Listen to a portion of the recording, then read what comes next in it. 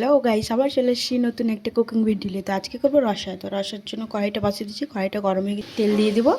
তেলটা গরম হয়েছে, বড়িটা দিয়ে দেবো। তো ভাজা হয়ে গেছে, নামিয়ে পাঁচ ফোড়ন দিয়ে দেবো। এটাকে নামিয়ে দিচ্ছি।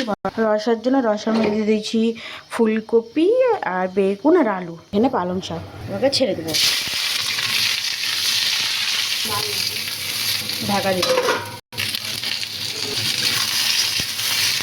ভাজা হয়ে গেছে, এবার মশলা দিয়ে দেবো। এক চামচ মশলা দিয়ে দিলাম, লবণ, হলুদ দিয়ে দেবো।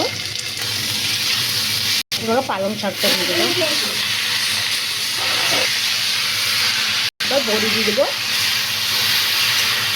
এবার ফাটিয়ে রাখা দুটো লঙ্কা দিয়ে দেবো, কিছুক্ষণ ভাজবো।